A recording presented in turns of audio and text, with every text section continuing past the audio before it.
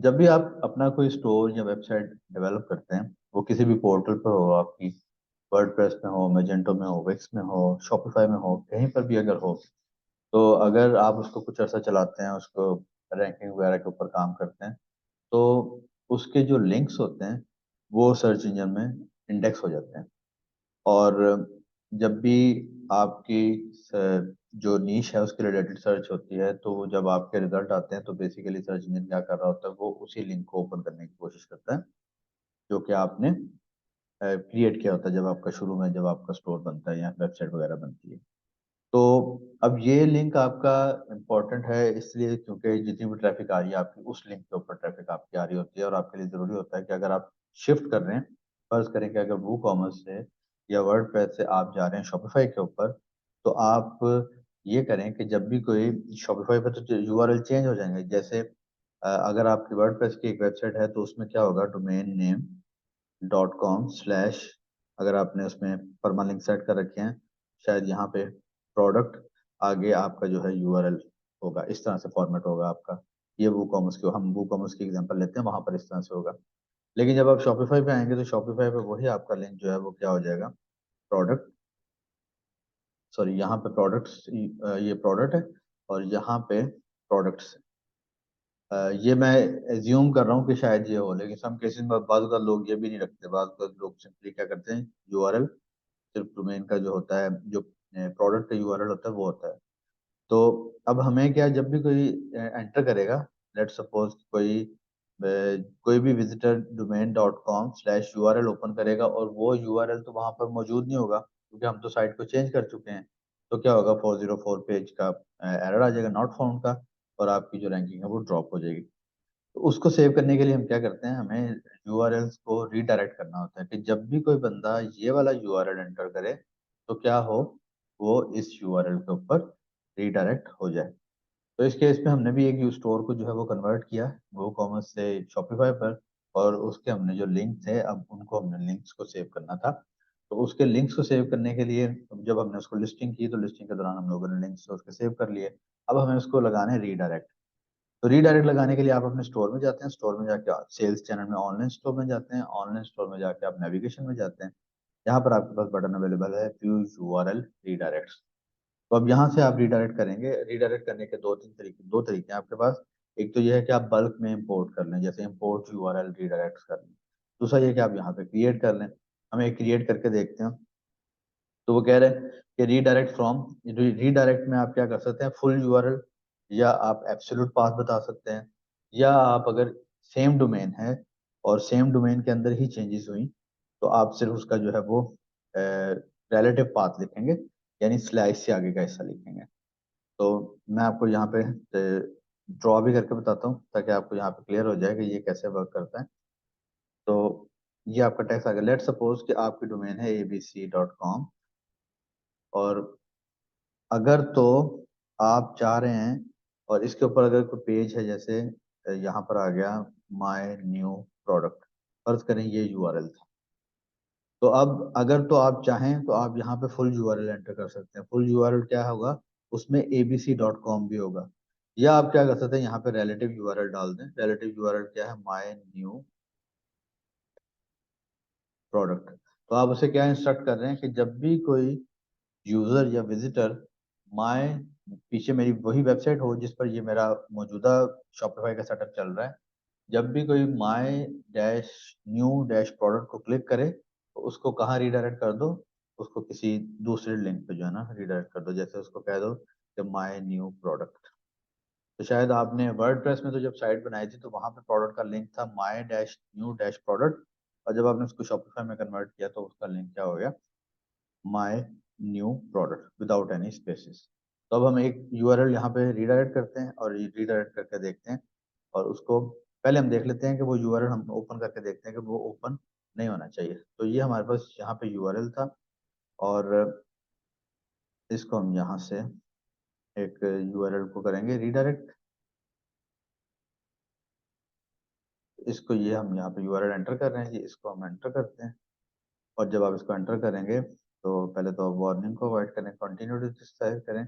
तो आपके सामने क्या एरर आ रहा है, पेज नॉट फाउंड। तो क्योंकि साइट चेंज हुई और जब साइट चेंज हुई तो जो इसका वो वाला लिंक था वो अब वर्क नहीं कर रहा। तो आपने अपनी इस ट्रैफिक को बचाना है, तो अब आप क्या करेंगे, जब भी कोई ये वाला यूआरएल एंटर करेगा, इसको आप लेकर जाएंगे इसके ऊपर, न्यू यूआरएल के ऊपर जो कि यहाँ पर है। तो हम इसको पहले इस यूआरएल को कॉपी कर लेते हैं और अपने जाते हैं रीडायरेक्ट के ऊपर, यहाँ पे हम इसको कॉपी कर देते हैं। तो इस वक्त मैंने अब क्या डाला, ये मैंने फुल यूआरएल डाला, मैं इसको यहाँ से इसको रिमूव कर देता हूँ, तो मुझे सिर्फ इतना हिस्सा चाहिए। तो मैंने अब रिलेटिव यूआरएल यहाँ पे एंटर कर दिया। अब जब भी कोई ये यूआरएल ओपन करेगा तो मुझे उसको रीडायरेक्ट करवाना है। कहाँ रीडायरेक्ट करवाना है? मुझे उसको इसके ऊपर रीडायरेक्ट करवाना है। यहाँ से मैं, ये हमने जब लिस्टिंग की थी हमने उसको कॉपी कर लिए थे। तो अब मैं यहाँ से आता हूँ अपने उस लिस्टिंग वाले पेज के ऊपर और इसको मैं लिस्ट करता हूँ, जाता हूँ रीडर, तो मैं उसको अब रीडायरेक्ट कर रहा हूँ इसके ऊपर। तो यहाँ से हम क्या करते हैं, अगेन इसको हम बना देते हैं रिलेटिव। तो हमने डोमेन का डॉट कॉम से पीछे वाला हिस्सा जो है वो खत्म कर दिया, इसको हमने कर दिया सेव। तो अब यहाँ पे ये जो था ये था आपका 404 आ रहा था, लेकिन अगर यहाँ से अब आप इसको रिफ्रेश करें तो थोड़ी देर इसको पॉपुलेट होने में लगेगी, तो ये आपका क्या करेगा, ये आपको रिडायरेक्ट कर देगा आपके नए यूआरएल के ऊपर। तो जब तक ये पॉपुलेट होता है, मीनवाइल हम जाके दोबारा उसको देखते हैं कि कैसे रीडायरेक्ट क्रिएट किया जा सकते हैं मजीद तरीके, एक और तरीके से। तो बल्क में भी आप क्रिएट कर सकते हैं। तो अभी तो मैंने आपके सामने एक क्रिएट किया, यहाँ से आप व्यू व्यू रीडायरेक्ट पे जाएं और आप यहाँ से क्या करें, क्रिएट यूआरएल। तो सॉरी, ये अगेन आपका क्रिएट यूआरएल आ गया। यहाँ से हम बैक जाते हैं और हमारे पास यहाँ पे इंपोर्ट की ऑप्शन होगी। यहाँ से इंपोर्ट करते हैं तो वो कह रहे हैं जी आप टेम्पलेट फाइल डाउनलोड कर लें जिसमें आप जो है ना वो यूआरएल एंटर करें। तो हम यहाँ पे टेम्पलेट फाइल को डाउनलोड करते हैं। ये हमारे सामने टेम्पलेट फाइल डाउनलोड होगी, इसको हम यहाँ पे क्लिक करें, ऊपर करेंगे तो इसमें वो कह रहा है कि आप मुझे बताएं कि कौन से यूआरएल को आपने किस पर रीडायरेक्ट करना है। तो पहले हिस्से में हम उसको वो यूआरएल बताएंगे जो कि हमारा पुराना यूआरएल था, और यहाँ पर नेक्स्ट पे हम उसको वो यूआरएल बताएंगे जो कि हमारा न्यू यूआरएल होगा। तो क्योंकि हमने पहले ही सेव कर रखे हैं, पहला यूआरएल तो हमने डाल दिया है।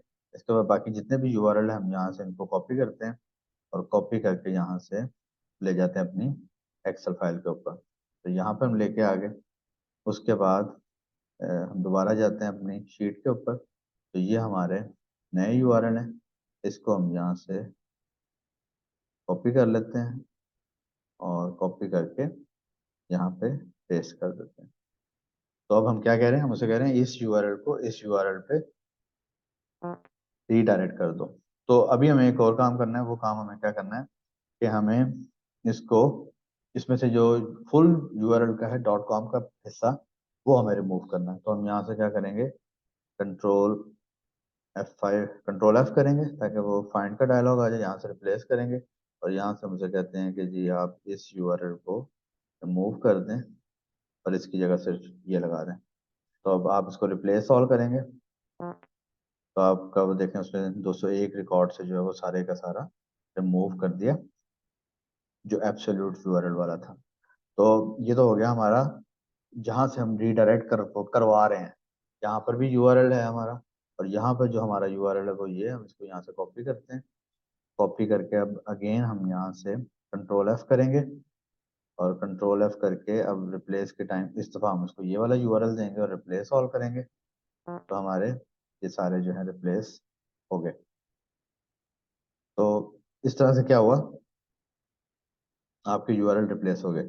आई बिलीव कि मैंने फ्रॉम में तो जो है ना वो एक यूआरएल कम किया था, लेकिन जब मैंने टू में किया तो मैंने सारे सेलेक्ट कर लिए। तो मुझे इसको निकालना होगा, कॉपी करेंगे, दोबारा वापस जाएंगे और यहाँ पे पेस्ट करेंगे। यहाँ पे ये कॉपी किया मैंने, दोबारा एक्सेल में आया, एक्सेल में आकर मैंने पेस्ट कर दिया और अब मैं इसको यहाँ से एक तो मैं क्लिक करता तो वो ओपन हो जाता है। यहाँ से मैं इसको रिप्लेस ऑल करता हूँ। तो अब ये 201 रिकॉर्ड हो गए। तो फ्रॉम के भी 201 रिकॉर्ड थे और टू के भी 201 रिकॉर्ड है। नीचे जाके देखते हैं शायद हमारे पास एक रिकॉर्ड इजाफी हो, क्योंकि मैंने जब फ्रॉम वाले यूआरएल कॉपी किए थे तो मैंने एक जो हमने मैनुअली किया था उसको भी कॉपी कर लिया था। तो मैं यहाँ पे जाकर देखता हूँ कि वहाँ पे वो तो नहीं है एंड में। तो पेज के एंड में हम तकरीबन आ गए। यहाँ से हम इसको क्लिक करते हैं तो ये देखें हमारे पास आखिर में एक रिकॉर्ड है जिसके सामने फ्रॉम में कुछ नहीं है। तो अब ये क्या हुआ, ये सारे रिकॉर्ड मैंने टू एंड फ्रॉम के कॉपी कर लिए।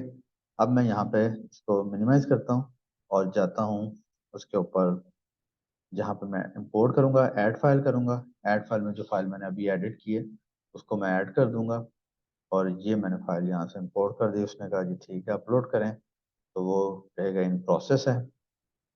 और उसने कहा जी दोस्तों, your import contains 202 records and here is a preview of your first 3 records।